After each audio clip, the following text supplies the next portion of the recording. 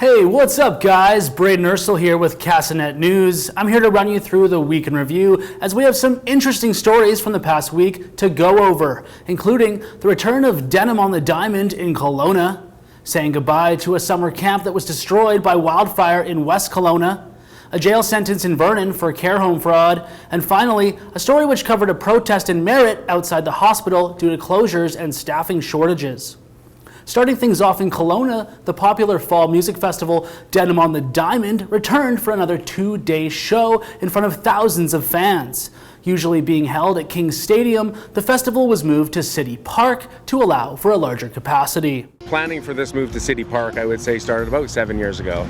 We've done all of the events at King's Stadium, we've done the Island Time, we've done the Beer Fest and the Altitudes, all safely, no issues, and I think that over the course of that run of events is what's allowed us to come here. The exciting part for this is Ernest is on the biggest country tour in the world right now with Morgan Wallen and Bailey Zimmerman. He has 8 number ones within the last 2 years that he's written, and he's more of a songwriter who's now turned to performances, playing in the biggest stadiums in the world.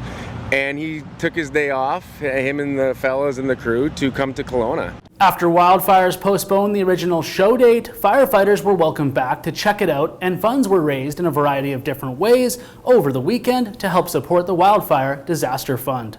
West Kelowna's Camp Oasi has been a Christian summer camp for youth in the community for nearly 75 years. But the McDougall Creek wildfire ripped through the campsite earlier this summer, destroying the majority of its cabins and structures.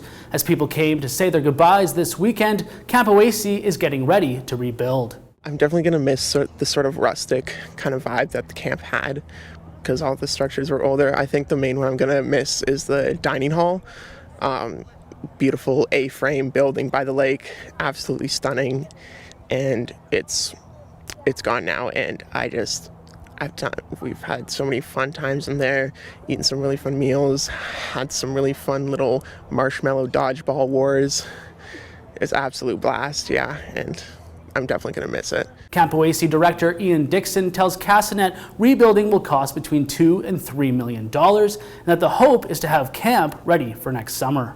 A woman who defrauded clients of a Vernon care home out of tens of thousands of dollars has been sentenced to 9 months in jail. Michelle Hampton pleaded guilty in February to fraud over $5,000 and has been ordered to pay nearly $38,000 in restitution. She will also be serving an additional 2 years on probation. Hampton was charged in 2010 after money went missing from Downs residents on Vernon's East Hill. Management said at the time that inappropriate financial dealings were discovered and that the employee was terminated immediately. Organizers of a rally in Merritt earlier this week say they're fed up with the repeated temporary closure of the community's hospital due to staffing shortages, and they're calling on the provincial government to find a solution. Held outside Nicola Valley Hospital, dozens held signs while passing vehicles honked their horns to show support. The emergency department has seen more than 12 closures this year. I think we're hoping to achieve a message to the politicians and the bureaucrats that are making life and death decisions for the people of British Columbia, mainly in small towns. And the message, I think, is that centralized healthcare is not working for this province.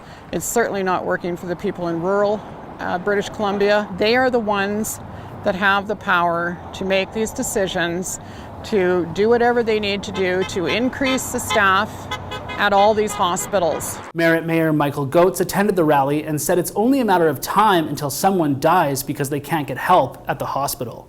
We've reached the end of our October 8th edition of the Week in Review. We'll be back with more interesting stories next week. Until then, for Castanet News, I'm Brayden Ursel.